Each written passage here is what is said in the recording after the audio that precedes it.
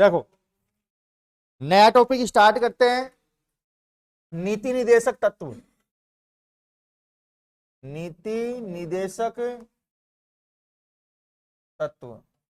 देखो, भारतीय संविधान की अगर मैं बात करूं तो नीति निदेशक तत्व राज्य के लिए है, जिसके अंतर्गत राज्य को लोक कल्याणकारी राज्य बनाया जा सके।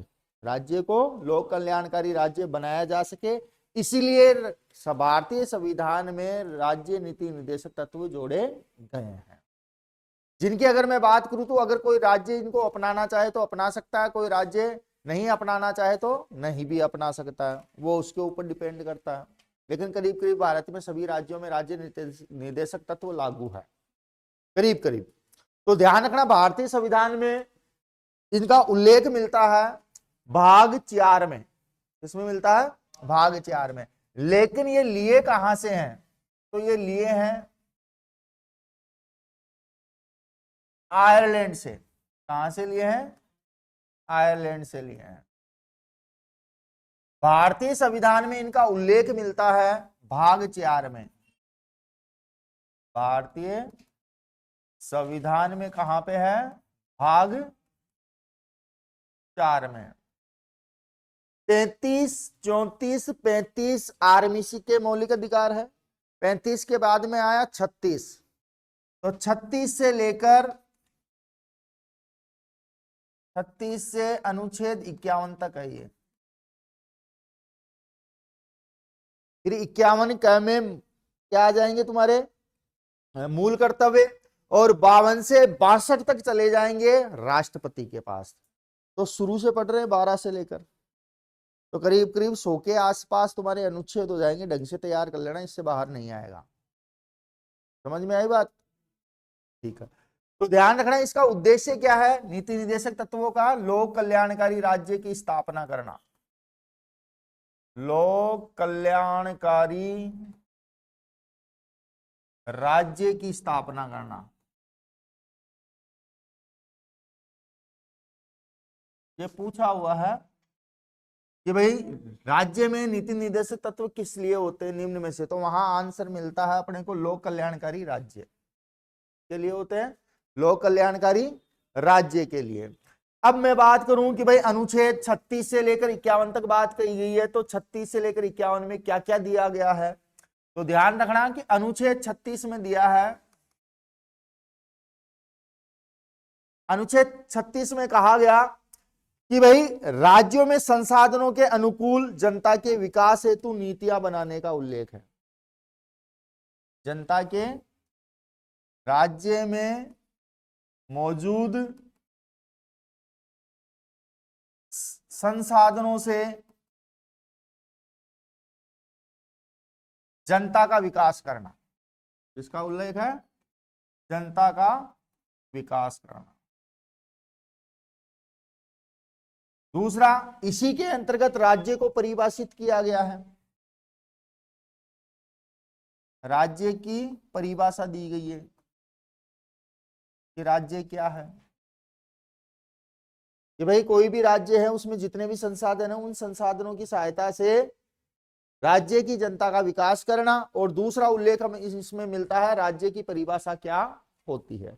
इसके बाद में अनुच्छेद 37, अनुच्छेद 37 यह कहता है कि भाई लोक कल्याणकारी राज्य की स्थापना करना। क्या कहता है? लोक कल्याणकारी राज्य की स्थापना करना।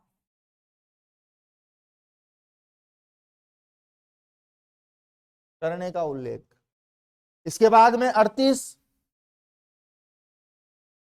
तो अनुच्छेद 38 में बताया गया है कि भाई सामाजिक, आर्थिक और राजनीतिक न्याय दिए। क्या उल्लेख है? सामाजिक,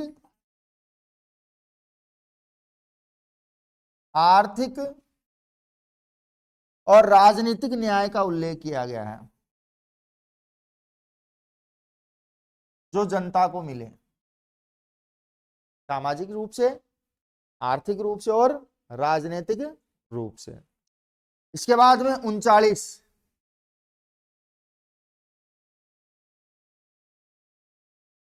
अनुच्छेद 39 में उल्लेख मिलता है नीति का सिद्धांत, नीति का सिद्धांत दिया गया। साथ ही इसमें कहा गया है कि भाई आजीविका के लिए स्त्री और पुरुष को समान अधिकार देना, आजीविका के लिए स्त्री और पुरुष को समान अधिकार देना, समान अधिकार। लेकिन फिर भी आप देखोगे तो समाज के अंतर्गत स्त्री और पुरुष को कभी भी इक्वल तनख्वाह नहीं मिलती है, केवल गवर्नमेंट जॉब को छोड़कर। प्राइवेट सेक्टर में आप अधिकतर जाओगे, अगर कोई पुरुष 8 घंटे जॉब कर रहा है और 8 घंटे के उसको 20,000 मिल रहे हैं, तो महिला को कम मिलेंगे। खास तौर से मल्टीनेशनल कंपनियों को छोड़कर जो आपके छोटे मोटे जैसे होते हैं ना मजदूरी वगैरह, और ये इनमें आप देखो बहुत शोषण होता है इनका निचले स्तर पर महिलाओं का, जबकि काम समान है, समय समान है, लेकिन ये परिवर्तन क्यों? जैसे 8 घंटे कोई महिला पुरुष फैक्ट्री में काम कर रहा है तो उसको 15 मिल रहे हैं, तो महिला को 8 से 10,000 के बीच ही मिलेंगे, वही काम उतना ही समय में। तो इस चीज को समान रूप से हर जगह लागू करने के लिए अनुच्छेद 39 है, लेकिन ये हमें पता नहीं है। इसके अलावा इसी का एक पार्ट है अनुच्छेद 39A। यह कहता है निःशुल्क कानूनी सहायता दी जाए, निःशुल्क कानूनी सहायता, जिसके अंतर्गत आप अपने केस को किसी सरकारी वकील से लड़वा सकते हो। क्योंकि वहां पे जब आप न्यायालय में जाते हो तो वहां पे न्यायाधीश क्या कहता है, आपका वकील है, आप कहोगे साहब नहीं है, आप खुद करोगे डिफेंस कि नहीं साहब, तो ये सरकारी पैनल में से आप किसको अपना वकील बनाना चाहते हो, तो आपको उसको पैसा नहीं देना पड़ता, क्यों? गवर्नमेंट का होता है। आप उसको जैसा बताओगे वो वैसे आपका केस लड़ेगा। इसके अलावा अनुच्छेद 40, अनुच्छेद 40, अनुच्छेद 40 कहता है सुपरमार्केट का गठन। इसका गठन किया गया है, सुपरमार्केट का गठन। आपके जितने भी है राज्यों के अंतर्गत बड़े बड़े सुपरमार्केट, वो किसके अंतर्गत आते हैं? अनुच्छेद 40 के अंतर्गत। साथ ही इसमें पंचायती राज और ग्राम पंचायतों के गठन की बात की गई है, पंचायती राज या ग्राम पंचायत का गठन। ध्यान रखना इस चीज को, क्योंकि इससे संबंधित हमारा अनुसूची 11 लागू होती है 92-93 में, और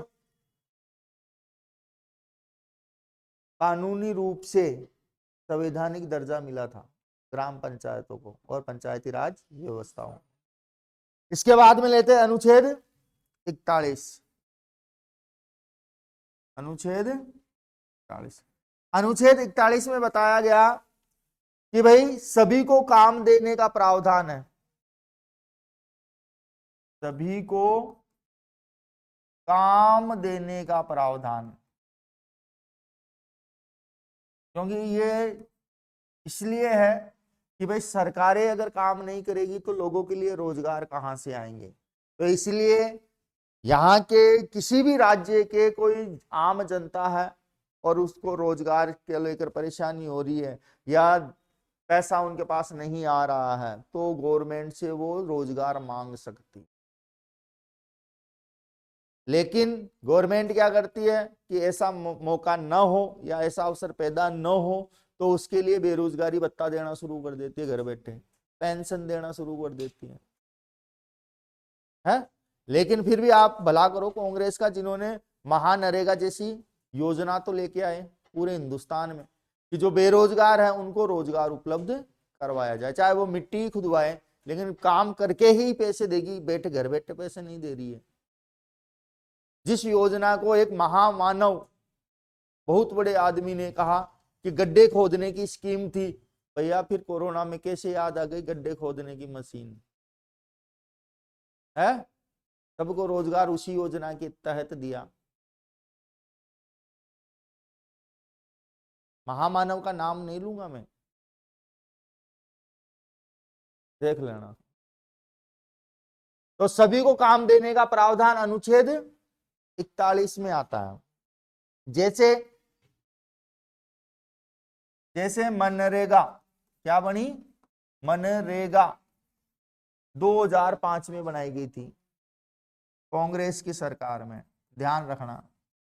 पहले नरेगा था, फिर मनरेगा, मैं से बना महात्मा गांधी का नाम, महात्मा गांधी रोजगार गारंटी योजना। पहले क्या था, रोजगार गारंटी योजना था। तो गारंटी तो कांग्रेस वाले दे सकते हैं, भाषणों में गारंटी नहीं होती है, सिर्फ ताली पिटका करके है। तो रोजगार गारंटी 2005 में आई। इसके बाद में हम बात करते हैं अनुच्छेद 42। अब अनुच्छेद 42 देखो, सारी चीजें जनता के लिए हैं, क्योंकि संविधानिक व्यवस्था देश को चलाने के लिए तो है ही, लेकिन जनता को ध्यान में रखते हुए संविधान का निर्माण हुआ है। लेकिन जनता इन चीजों से जानकार नहीं है, इसीलिए सरकारें जैसे जनता को चराना चाहती है वैसे चरा सकती है। अभी आपने कुछ सालों से देखा होगा, बूम आया है एक संवैधानिक व्यवस्था को लेकर, कि हर कोई संविधान को जानने लग गया, और हर राजनीतिक पार्टियां संविधान को नाम लेकर अपनी सत्ता बनाने की कोशिश कर रही है, बूम चल रहा है ना अभी। कोई कहता है कि भाई उसने लिखा, कोई कहता उसने लिखा, कोई कहता उसने लिखा। और 15 सालों में जितनी अंबेडकर की मूर्तियां टूटी, शायद उतनी ज्यादा कहीं किसी और समय पे भी नहीं टूटी होगी। कुछ तो भोकाल किया होगा, है। इसीलिए तो कहते हैं आप किसी भी बड़े व्यक्ति को कुछ भी कह दो, कोई दिक्कत नहीं है, लेकिन जिस दिन अंबेडकर के बारे में कुछ कह दिया ना, तो भाई साहब आग लगेगी उत्तर प्रदेश में और धुआं महाराष्ट्र से निकलेगा। क्योंकि अंबेडकर वो कागज का टुकड़ा है जिसे जलाने मात्र से आग भड़क सकती है। और जो विरोध करने वाले हैं उनको भी शायद ये नहीं पता कि जितने समर्थक उनके थे वो सारे उच्च जातियों के थे। नहीं पता हो तो एक बार उनकी जीवनी पढ़ना, 13 किताबें लिखी हैं उस बंदे ने,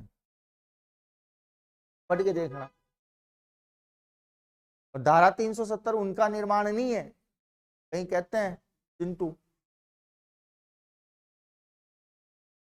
कि धारा 370 क्यों बना दी, अरे भैया उन्होंने लिखा ही नहीं।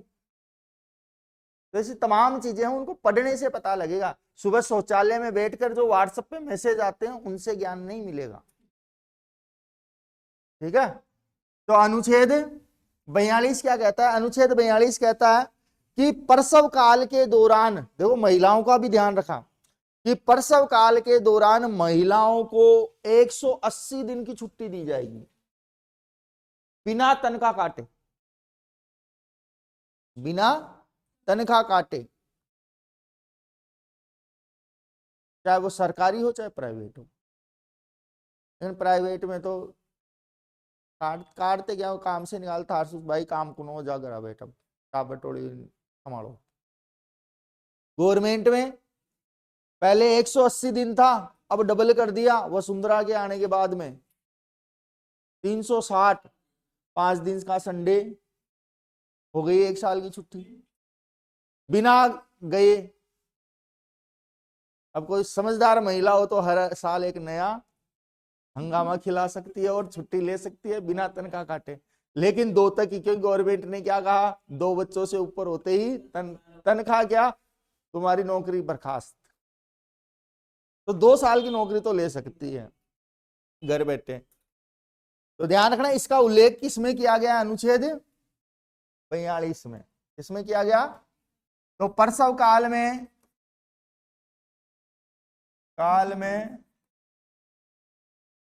सवैतनिक 180 दिन की छुट्टी है, वो 2 ही गिने जाएंगे। उसका एक रीजन है, देखो गवर्नमेंट ने कहा कि महिला 2 बार प्रसव कर सकती है। अब उसमें यह है कि ये मान लो कि दोनों बार बच्चे नहीं रहे, तो वो किसी भी हालत में 2 बच्चे रख सकती है। लेकिन उसमें यह कंडीशन है कि कई बार 3 हो जाते हैं, तो 3 में कंडीशन ये बनती है कि भाई पहली बार प्रसव हुआ उसमें 1 बच्चा हुआ, लेकिन दूसरे बार प्रसव होने के अंदर 2 बच्चे हो गए उसके जुड़वा, तो वो उनको रख सकती है, क्योंकि वो 2 ही काउंट होंगे।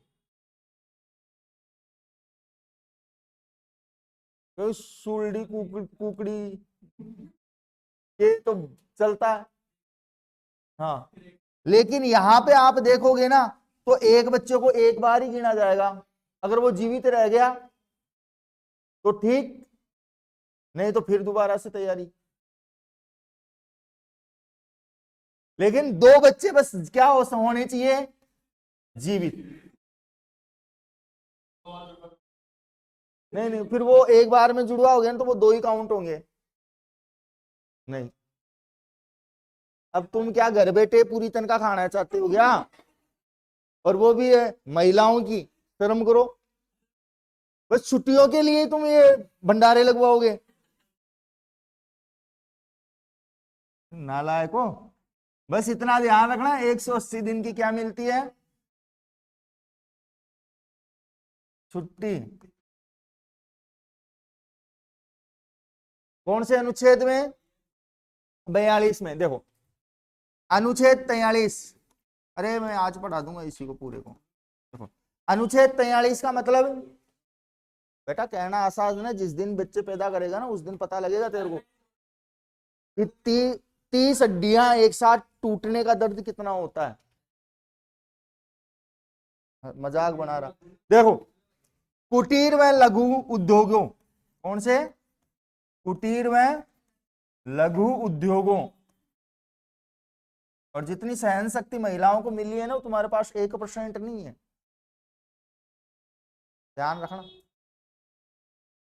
बस बोलना आता है। पूछना उस सुलेमान को, केरल वाले को, जिसने बच्चे को जन्म दिया था। उद्योगों तथा सहकारिता,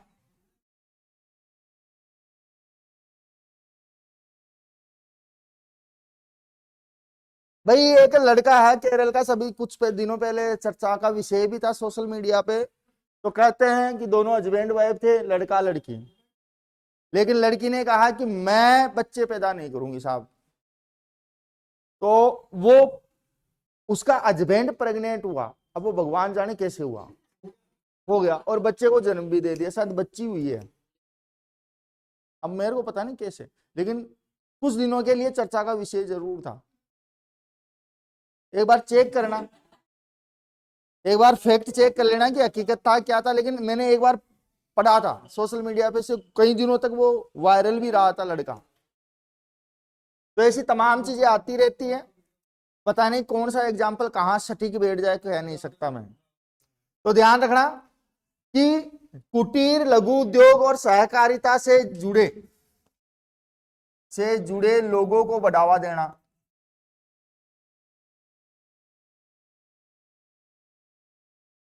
कौन से अनुच्छेद के तहत आएगा?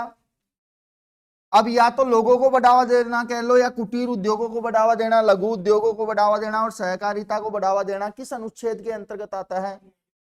और इनसे जुड़े हुए लोगों को बढ़ावा देना, बात एक ही है, तो कौन से अनुच्छेद में आएगा? अनुच्छेद 43 में। ध्यान रखना, कुटीर लघु और सहकारिता को बढ़ावा देने का संबंध अनुच्छेद 43 में है राज्य की दृष्टि से।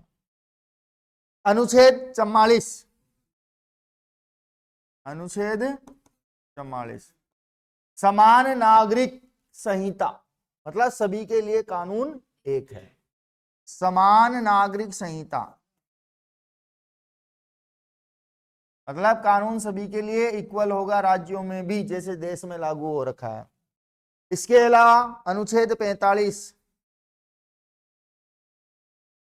अनुच्छेद 45 कहता है कि भाई शिशु एवं बाल देखभाल करना, शिशुओं और बालकों की देखभाल करना, शिशु एवं बाल देखभाल एवं बाल देखभाल का प्रावधान इसीलिए तो गवर्नमेंट समय समय पर छोटे बच्चों के लिए टीकाकरण और कई प्रकार की ऐसी योजनाएं लेके आती है ताकि वो कुपोषण का शिकार न हो, क्योंकि छोटे बच्चे अगर कुपोषण का शिकार हो गए तो राष्ट्र का निर्माण कौन करेगा। इसके अलावा इसी के तहत 6 से 14 वर्ष बच्चे 6 से 14 वर्ष के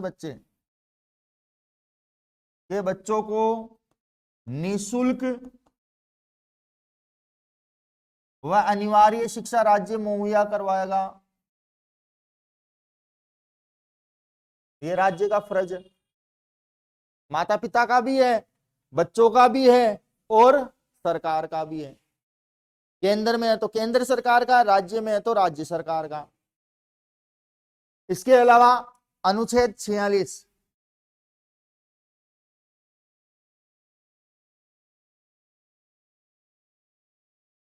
SC ST और ओबीसी, ST SC और ओबीसी के लिए शिक्षा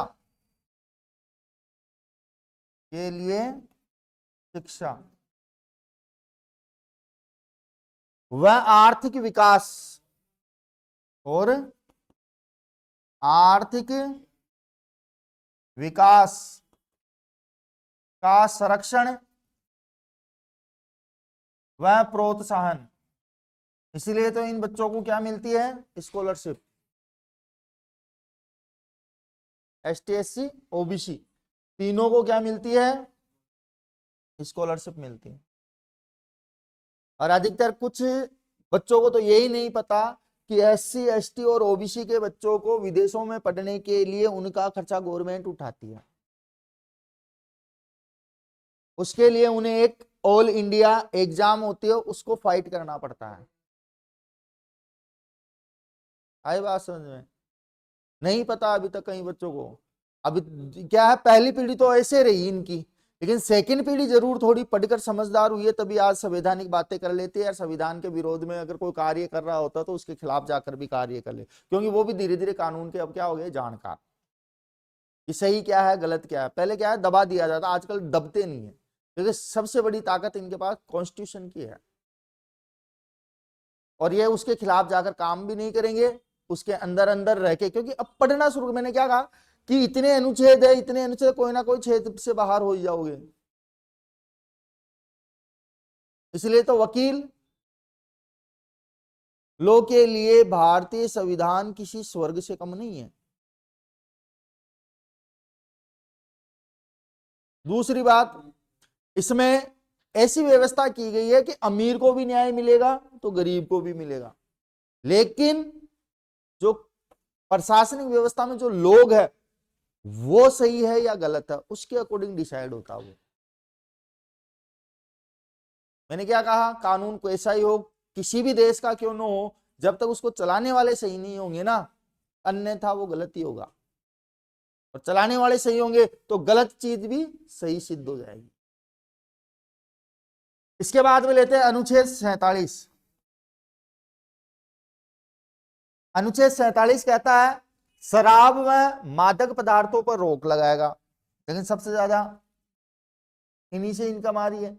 कोरोना काल में शराब की दुकानें सबसे पहले खोली, परचूनी की नहीं, क्योंकि सबसे ज्यादा टैक्स उसी से जाता है, 40-45% टैक्स जाता है गवर्नमेंट के पास उससे। तो शराब व मादक पदार्थों पर रोक। अब देखो कमाल की बात बताता हूं, अभी देखो शराब व मादक पदार्थों पर रोक लगाएगा राज्य। देखो कमाल की बात क्या है, आप शराब पियोगे तो आपको गिरफ्तार कर लेंगे, सरकार शराब बेचेगी उनके साथ कुछ नहीं होगा, लाइसेंस सरकार ही देती है ना, आबकारी डिपार्टमेंट, उनके खिलाफ कोई कार्रवाई नहीं होगी। लेकिन आप पी रहे हो, आप अपराधी हो, तो फिर आप बेच ही क्यों रहे हो। मैं भी यही कहना चाह रहा हूं, वो बेच इसलिए रहे हैं पैसा आ रहा है, वो पकड़ इसलिए रहे हैं पैसा आ रहा है।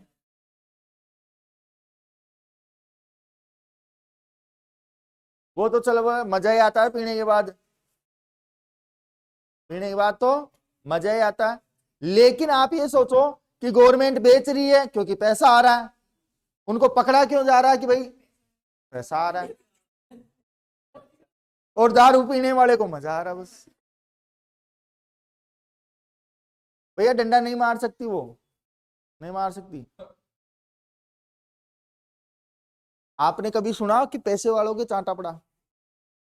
वो गरीब को दबा सकती है क्योंकि उसको नॉलेज नहीं है उस चीज की।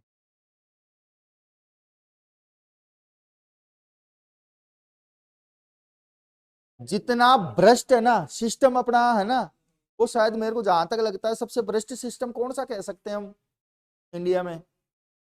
सबसे भ्रष्ट सिस्टम पुलिस वाला ही मिलेगा अपने को। तो मेरे को भी ये वो दशहरे का दिन याद आता, साहब जेब में 20 रुपया था, निकाल के ले गया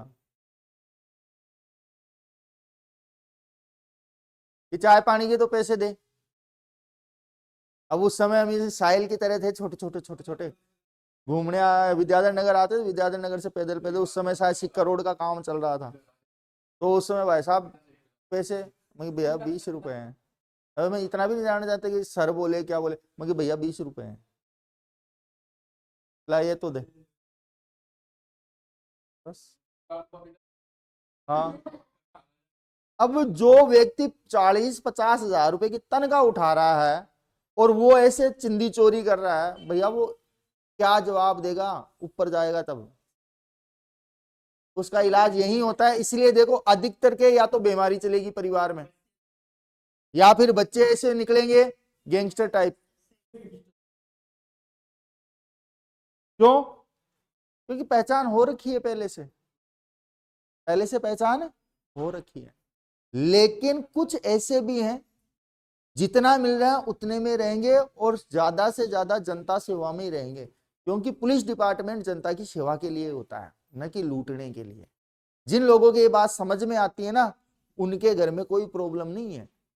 और जिनको नहीं समझ में आता ना कि पैसा कमाने का जरिया होता है पुलिस डिपार्टमेंट, उनके भैया घर में कुछ ना कुछ चल ही रहा है। वो 2 मिनट के लिए खुश हो सकते हैं कि आज तो 5 लाख की गड्डी आ गई भाई जेब में, लेकिन जब वो 5 साल बाद में अपने आप को चेक करेंगे ना, तब उनको पता लगेगा कि वो 5 लाख रुपए का हिसाब कैसे गया अपने से।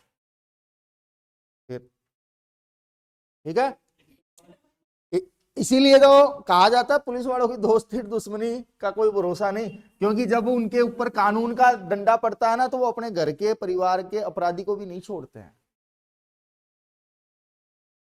चाहे बचाने की पिता बन के बचा सकता है, लेकिन डिपार्टमेंट में पुलिस का अधिकारी बनकर नहीं बचा पाएगा।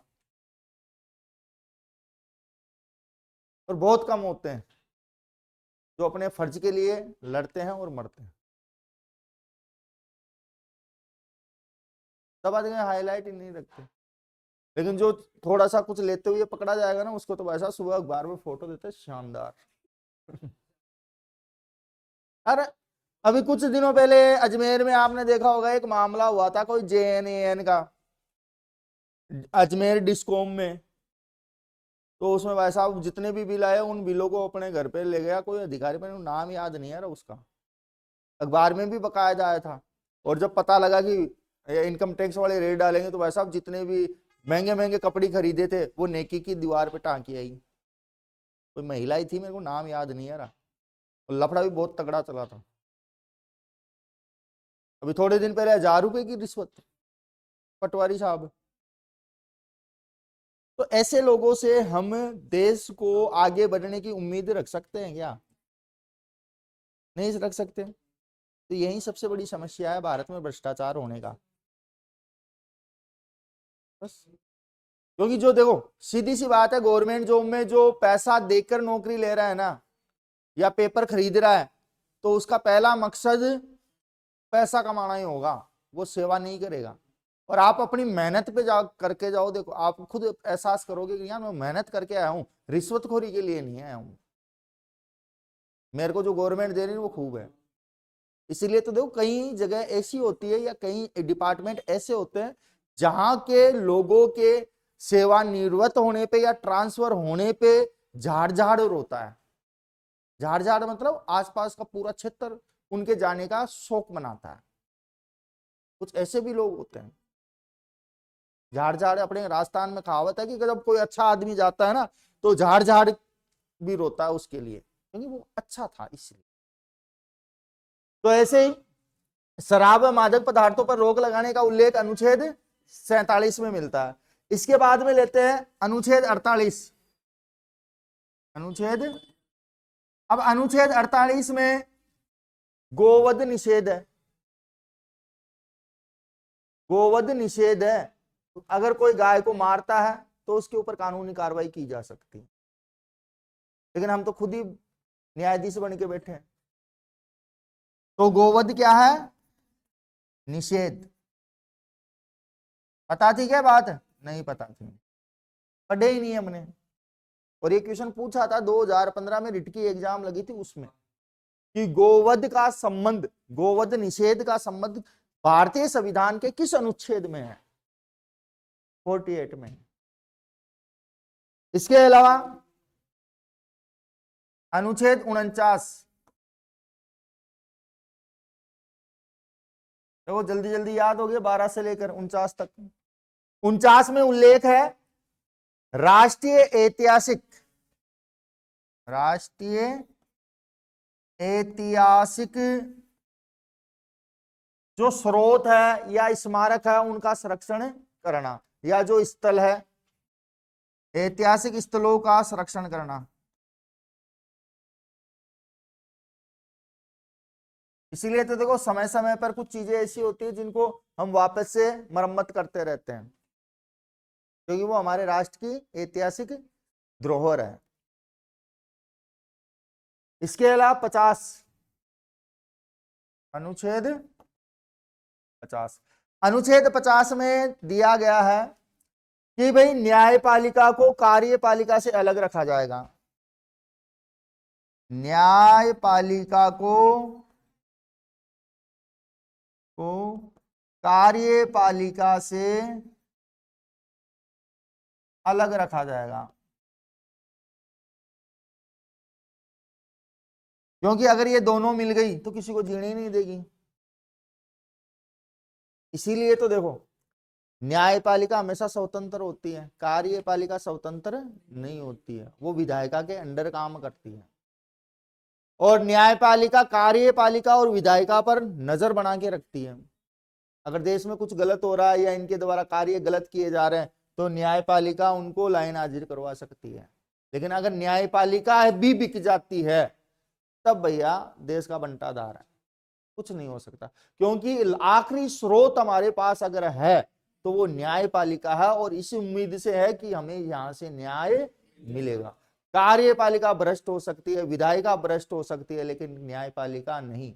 और न्यायपालिका जहां भ्रष्ट हो जाती है वहां पे फिर न्याय की उम्मीद नहीं की जा सकती। इसीलिए कार्यपालिका को न्यायपालिका से अलग कर दिया गया, न्याय राज्यों में भी। इसके अलावा अनुच्छेद 51, अनुच्छेद 51 है राज्य की विदेश नीति। इसका राज्य की विदेश नीति का उल्लेख, विदेश नीति का उल्लेख किया गया है। जैसे भारत की विदेश नीति है वैसे राज्य की भी विदेश नीति होती है। तो ये थे आपके 36 से लेकर 51 तक, तो टोटल कितने हो गए? 12 से लेकर 51 तक अनुच्छेद। 12 कम कर दो, 51 में से कम 40 के आसपास आपके अनुच्छेद हो गए हैं, ध्यान रखना।